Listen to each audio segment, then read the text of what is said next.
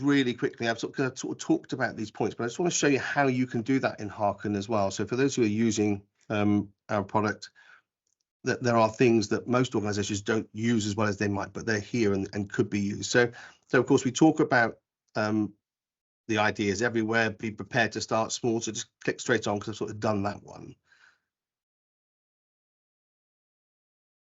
Everybody, so the harvesting ideas, how do we actually do that? So you've got this long list, this is not a long list, you've got a narrative, a continual social stream of things that people are talking about. And alongside every comment, as you'll know, there are flags. Right? One of those flags is a call to action. So clicking that and writing a short description about it. The description or the explanation, why do I think this is important, what we might do, or how this might fit with other things that the organization is prioritizing right now, is a simple way of then collating and sort of gathering lots and lots of these things. This is a harvesting process. So next slide, please. And then, you know, we have the sort of the action flag. So where they all go is basically a holding station, a holding pen. So a list of all of the flags, the ideas that have been generated from the wall.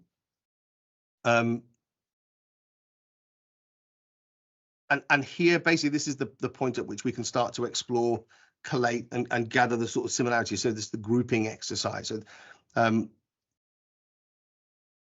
publishing this list or sharing it with other people, letting people know the stuff that you might want to be talking about, or creating team rooms to explore them further.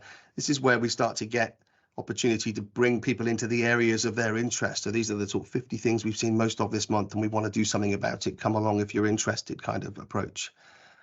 You can click on, please, Lydia. From here, you know, this is very technical sort of functional, but we have some opportunity where we can sort of get into dialogue, even back to the people who have flagged it. So you want to go back and explore with them what's going on, or let them know that some of the things that they've identified you might want to get them involved in if it was something they were interested in. And that feature, again, takes advantage of our anonymized sort of messaging tool. So people, again, don't have to be identified at this stage if they don't want to be. So all of these rooms can be set up with in completely anonymous ways. You're just getting people's voices rather than necessarily the loudest voice.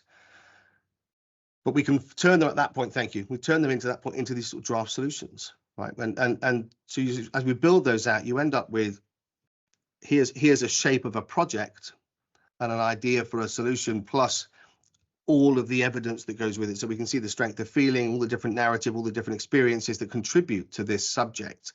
Give us a way, basically, of building both audit trail, evidence, and the start point for the kind of projects that we want to run. And we just click on one more. And then, of course, as I said before, I mentioned that the sort of the process of experiment. So our experiment module gives us an opportunity to say, okay, well, I want to understand the impact of this change I'm going to make. So we've identified the sorts of things we want to work on. We've roughed out a couple of draft, maybe 2 or 3 different approaches, and we want to run that with team A, B, and C. And we can create those experiments in Harkn. So we have different populations with different solutions and different control groups, perhaps, and then understand, well, what happens? Of course, it's not a perfect system, is it? But once we've created the experiment, connected the population to it, then we can understand, well, what's happened to those people over time? Does their experience at work change? Does the language that they use change? Does their engagement with the tool change? You know, there's a whole bunch of different things we might get from the way that people engage both with the platform, but also what they're using it for, to help us understand parameters for success. It won't be the only ways of doing it.